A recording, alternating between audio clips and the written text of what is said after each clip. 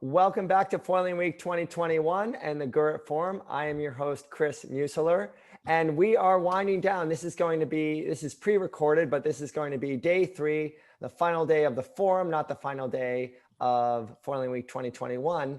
And, you know, throughout these sessions, we touched a little bit on kite foiling, but this year, you know, we focused a lot on wing foiling and surf foiling and then e-foiling. So this is our opportunity to take stock of where kite foiling is, one of the very early adopters to foiling in racing in any of the sailing disciplines after the moth class. So we are excited to have, again, Daniela Moroz, kite foiling world champion, and Mirko Babini. Mirko, can you just give me a title for yourself? You got your hands in wing foiling and kite foiling and Olympic equipment selection.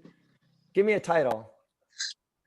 I'm just Mirko Babini, someone which is put part of his life to grow the sport and help everyone. And beside that, I'm just the president of the IKA. Awesome. Oh, there you go. Just the president. El Presidente. I'm just, you know, I'm doing the job, the hard job. Cool. Well, let's we're waiting a little bit. If Gisela Polito, one of Daniela's competitors, comes in, we will swing her right into the conversation. But I would need both of your opinions right now. You know, I forget what year did the first kite surfing proposal go into the Olympics, Mirko? Was that 2014? No, it was earlier. The first proposal, it was in 2010, and then 11 it was quite well done, and then this is why on the 20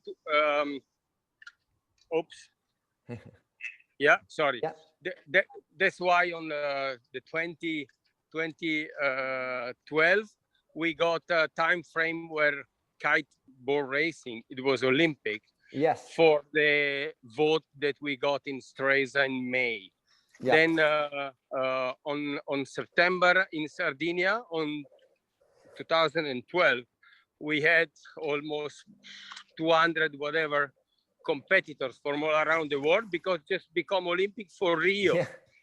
For we all remember that then in Dublin, end of the year, it was a turnover, and windsurfing got back, and kiteboarding went out, which it was the right thing to do, because it was just become Olympic on the wrong way, which as a windsurfer, and I have the windsurf on my heart, was pretty bad, the decision that to kick off windsurfing. I forgot that it was like a one or the other thing.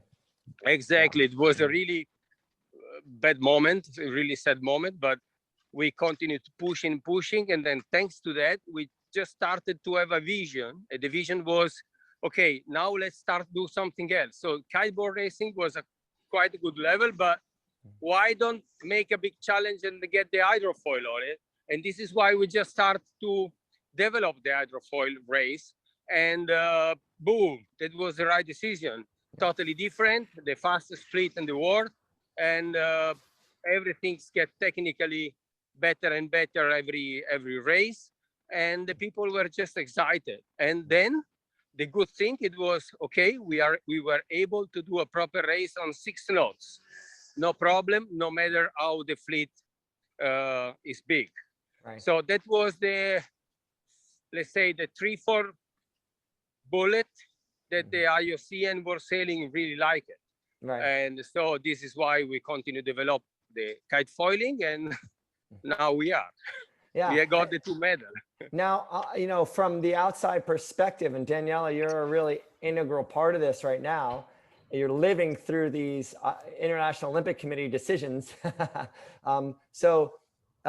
Regular formula kite racing was chosen and then popped out, and which was good because it was going to kick out windsurfing. Then it was probably also good because it left room for foiling, which was coming in right when that was happening.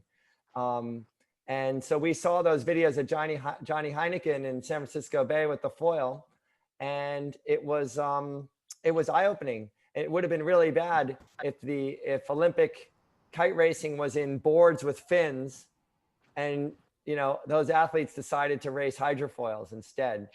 So that was good. But tell me a little bit about, for both of you, when they decided to do the mixed relay. Again, teams got put together. Daniela, you raced in Lake Garda for the first ever mixed relay event with Heffernan, right? Yeah, Evan. With Evan Heffernan. And then that just got changed. So, do both of you believe that two different, a male and a female kiting event, which is slated for 2024 now, do you think that we ended up in a good place or not? Maybe we'll start with Daniela. Yeah, I you? totally support it. I'm really excited that it's individual. And as much as, it was great to get into the games that way and, get in as a sailing class with the relay event, but and I think it would have been fun. I thought like we had a really good experience doing the test events doing with the relay. But I think that individual just makes more sense, and I mean it's how we've been racing for so many years now. Yeah. And yeah, it's cool that it's individual and the women can, we can have our own event and we're just as good. So, yeah, I think it's pretty exciting. Mirko, it seems like those decisions aren't made 100% by kiteboarders, obviously. Yeah. What do you think about how you ended up? Were you excited about the relay, or do you think, like Daniela said, this is the way you've been racing? So. Yeah, I mean, the thing is just on both ways that makes sense, because when we're sailing in the IOC, they told you just make we want to give you a medal, so find a way to have the events. What you gonna say? You say no, absolutely not. So we try to find a way to get some possibility to do the events to get the medal, and the only way that we can do it was trying to I know to find the format for the relay. So the relay would have been the first ever um, sailing competition on relay. Yeah. So that I think would have been not so bad. Uh, but thanks to the individual now, we have more time to develop the fleet, to get the people growing in terms of number, more country involved. And I must say the individual is the right way to do now. Yeah. But Cool. I can tell you, the all the effort and the rules and the format and all the test event that we have been running with all the athletes as well, all the competitors, has been a great effort. And I must say that the IOC, they were pretty stoked about the event and the outcome of a mixed relay event on the Olympic. I know. So, it just sounded so cool. yeah, It looked so cool when Daniela was doing it.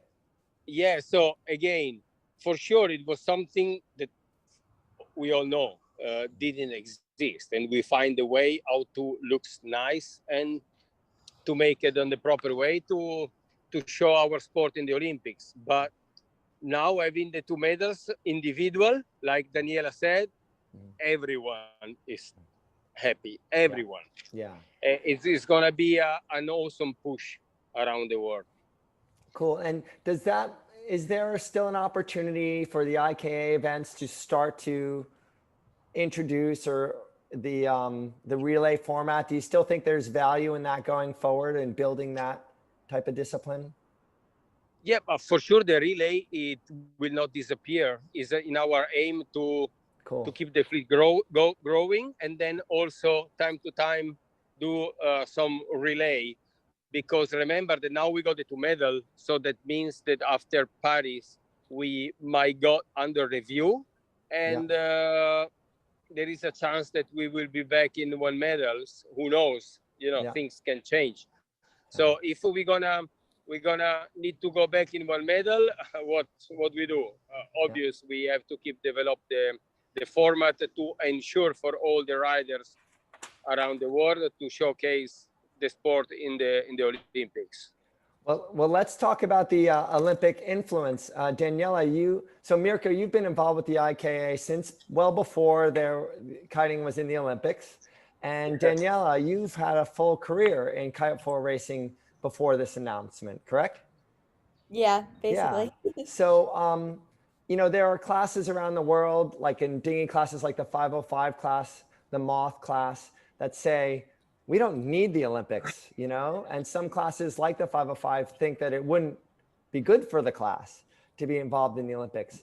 I wanted to understand both of your opinions on the Olympics as far as if it's good or not for kitefoil racing. I mean, Daniela, you and I just spoke about Sarah Kita and Oda from going from freestyle windsurfing to the Olympic classes. Freestyle windsurfing is their career where they earn money, and the Olympic path is they're not earning any money in it. So it's kind of tricky. I just like to know both your opinions in terms of, is Olympic selection good for kitefoil racing? Yeah, Good I for mean, you as far as your career is concerned. yeah, I definitely think it is because I mean it just grows the sport and it gives us this kind of recognition that I think, I feel like we've always kind of been the outsiders in the sailing world, Yeah. because obviously we're like the beach bums at the beach that, aren't like necessarily at the yacht club and stuff like that. So it's always been a different culture, I think. Mm-hmm. But with being in the Olympics, it kind of gives the sport a new level of professionalism.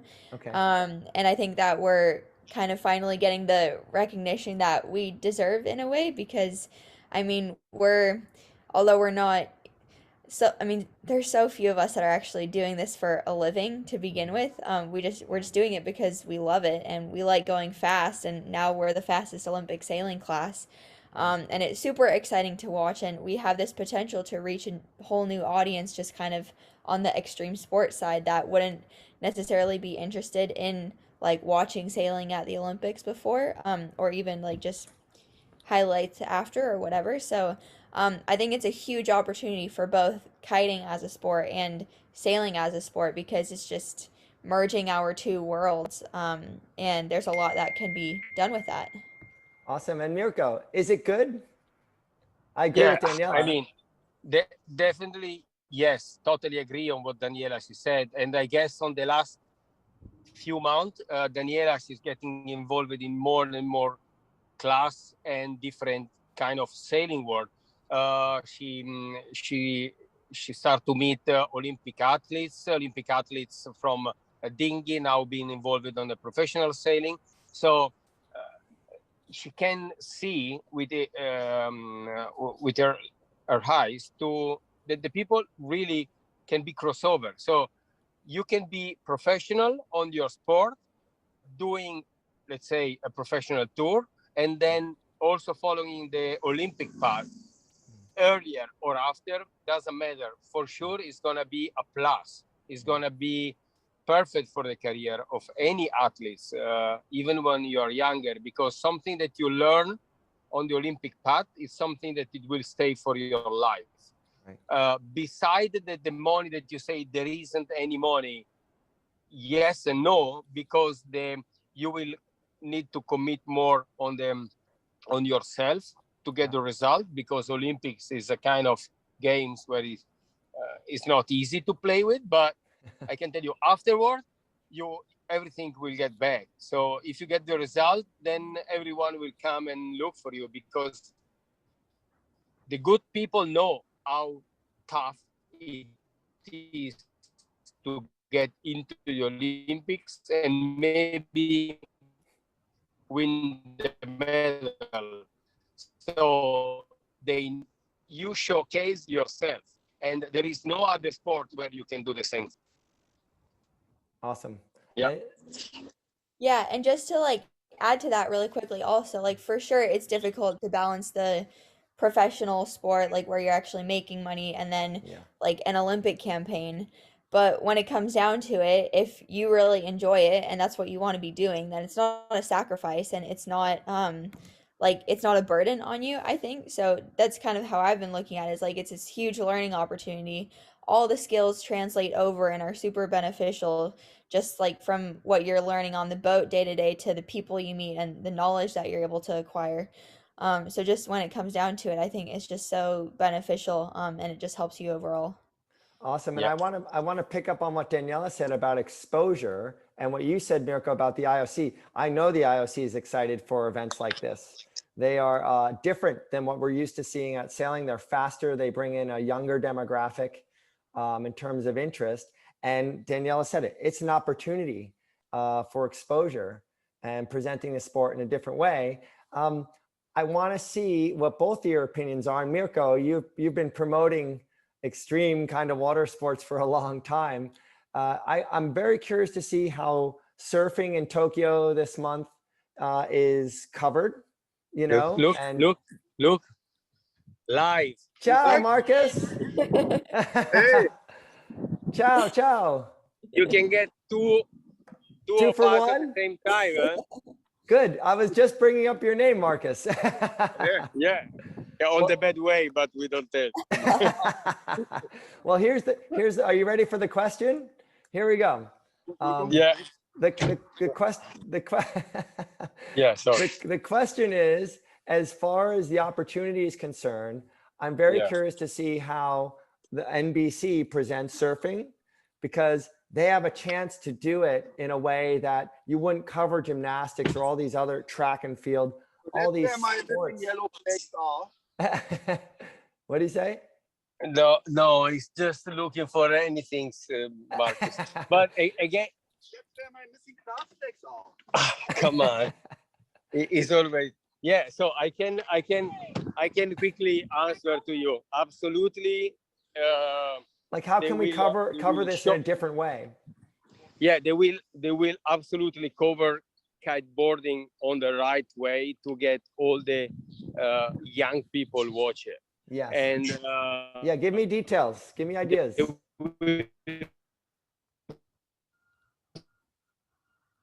For sure.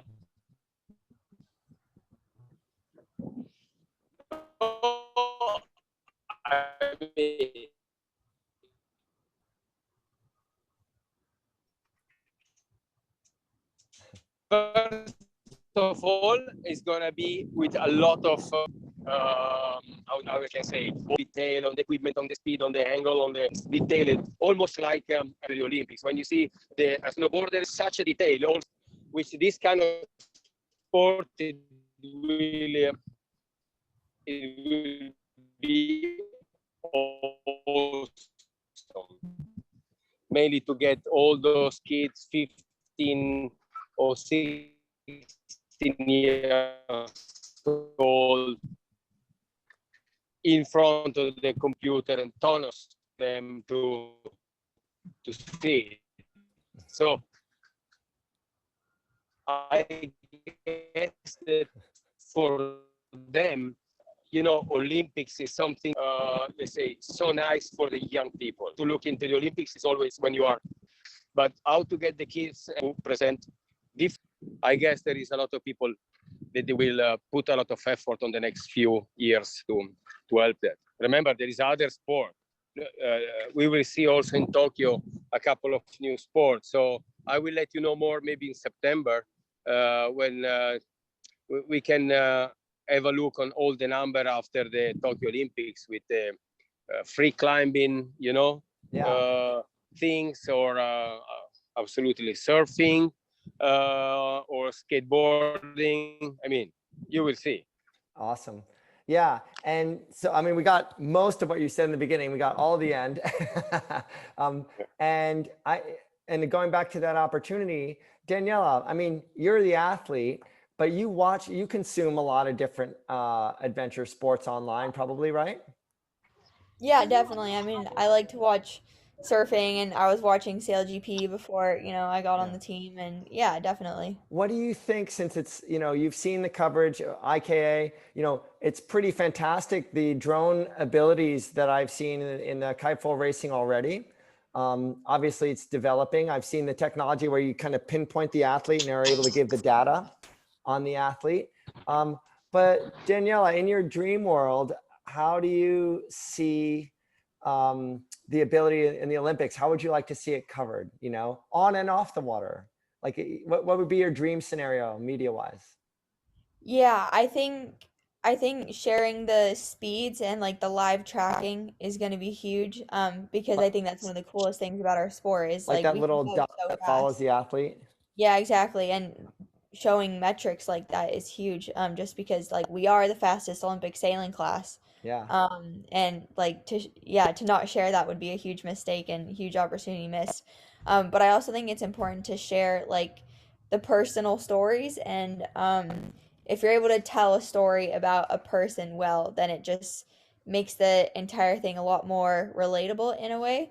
Hmm. So I always enjoy kind of watching those segments on the side where like they introduce certain athletes or like they tell their story of where they're from, how they got into whatever sport they're in, and like what's happening kind of behind the scenes, because it just makes it more relatable. And it's like, when it comes down to it, I'm just a girl that loves to kite from San Francisco, and Yeah. loves to travel. So I think like that can be super relatable to a big audience, and to be able to share that is going to be important, I think. So yeah.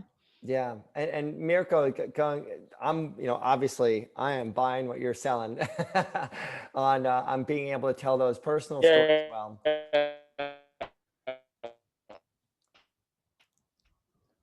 Say it again, Mirko. We have you kind of locked up. Oh. How's that? Maybe stop the video and we'll try it. Oh, there we go. Yeah. I don't think it doesn't matter when we call Mirko. It's going to be the same thing. He's just going to be Yeah, busy. yeah. That Garda Wi-Fi. But thank you for sharing that about how it's covered, because I don't think they ask the athletes enough of those kind of questions, or because we need to know who you are. Yeah, yeah, exactly. And just, yeah, because you're not gonna, I mean, you can only understand it so much too. If like someone that doesn't understand sailing or kiting for that matter, like Right. tries to watch it, I think it's not necessarily the easiest thing to follow, Mhm. unless someone is kind of there also explaining it. So, the more just like relatable and engaging you can make it, then I think the better it is to follow and the easier it is to understand. Awesome. Well, we'll end on just a small technical note, and then we'll just see what you're up to next. If Mirko chimes in, great, but he's been of great value. Yeah. So equipment-wise, just give me the rundown. What are you allowed to use for kitefoil racing for the Olympic discipline right now? Yeah, so the way it Fort works Regatta. is, yeah. Um, I think it was basically at the beginning of last year, all kite brands were given a certain amount of time to like develop and register a certain model, kite, foil, whatever they're making. Mhm. And they submitted their designs and they had to submit like their factory capacity and that type of thing, Mhm. because they have to be able to create or manufacture so many of each model and design in a month to make it accessible for everyone and so that everybody has equal Wow. access to the gear. Yeah, Sorry, I have a garbage truck that's outside my okay. window right now. It gets super loud. But yeah, so and then basically based on that, World Sailing and the IKA spits out a list for all the riders, and we're allowed to choose any combination of gear we want from that list. Cool. And you are currently, and then how about for kites and boards? Yeah, it's the same thing. So I think actually they don't really care about boards right now, so we can have any like platform. Yeah. But the main thing is the foil and the kite is the like we just have a list of gear that we're allowed to choose from. And yeah, we've all been kind of testing different combinations and seeing what's working the best. So Right. yeah, And we get seeing to how choose that. consistent manufacturing is among those brands in both kites and foils. Yeah, exactly. And you were telling me before, you were using a hydrofoil brand that is part of a much larger industry. Yeah, yeah. I'm writing for Levitas now, and they are like a daughter company of Geislinger, and they're making like carbon fiber parts for turbines essentially, and for like propellers that go on really big engines, like for tanker ships and airplanes and stuff like that. So yeah, it's pretty cool. I've been to the factory and it's very cool. Great. And so we'll end this up. And thank you for giving us the update on the, how far kitefoil racing has gone. You've been a world champion. What's your current title? Yeah, I guess I have 4 now, which is pretty crazy. So yeah, going for number 5 later this year. Do you feel like it's getting harder to keep that? Or are you accelerating as much as your competitors right now? Um, yeah, I mean, it's definitely getting harder just because there's more girls getting into it, which is super cool. I think it's cool to see the fleet growing so much. And for so long, I was one of like very few girls that was just racing with the guys. Yeah. So it's cool to see it growing in that way. But yeah, it's definitely going to get harder. But I think that there's a lot that I can do just with my training to continue to improving. Because I mean, even I've barely like worked with a coach. So that's like one big thing I'm going to be implementing to my campaign because yeah, I mean, I was always just going, like I said, it's getting a lot more professional now. And there's only been a few countries that actually had coaches even in the past. Mhm. So that's like one thing that'll help me just continue improving. Whereas like a lot of the other girls, they had coaches just from the beginning that from Right. like learning height now to racing. So yeah, there's a lot that I can do just to continue improving and yeah. Awesome. And I'm sure you're getting, like you said, a lot of crossover skills and training from SailGP, which you're the only woman on the sailing team at the USA SailGP. So congratulations on that. Yeah, we have one other girl that's Oh, you going to be do? joining later this year. Oh, that's awesome. That's right. I do Yeah. remember that. Even better. Yeah. So last 2 questions are, where are you off to next? And the final one is, what are you most excited about with foil sports right now?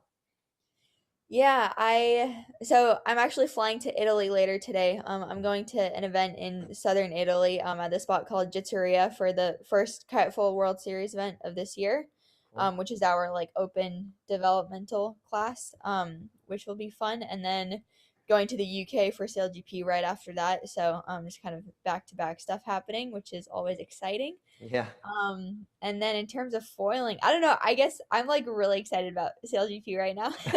Just Cool. That's your jam, right? yeah, yeah, just because it's so new for me. And there's just so much to learn, and it's a very big world. And I think just I'm kind of excited to see if I can get into more big foiling boats. And yeah, just keep expanding my knowledge and skills there. So yeah, I'm pretty excited about that. And then I just learned to sail a wasp last week. So Oh, just last that was week. yeah, yeah, that was super fun. I really enjoyed doing that, and I kind of want to buy a wasp now. Or a moth, just Yeah. because, yeah, I wish I had like more time because there's so much I want to do, but only so much time. But yeah, it's super fun. And I hope I can do that more later on. Cool. Well, we love your enthusiasm. It's good to see an American, from my perspective, excelling at all these different disciplines, but just in the world. It's a community. You have a lot of friends around the world, and that's growing. And foiling has been a big part of your life now. Yeah, So definitely. I've been like kiting for almost half my life now, which is crazy. And yeah, foiling for a solid like 2/3 of it. So well, yeah, thank you for you and Mirko Babini for giving us the update on kite foiling. Good luck at the Italy event. Good luck with SailGP. I hope you're doing flight control for the next series.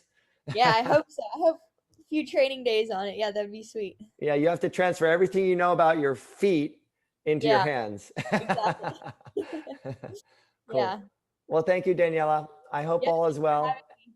Yeah, I really appreciate it. And that's all for this session on the IKA kite foil racing with Foiling Week 2021 in the Gurit Forum. I'm your host, Chris Museler. I was with Daniela Moroz and Mirko Babini, the president of the IKA. So have a great afternoon and can't wait to see you at the next session. Cheers.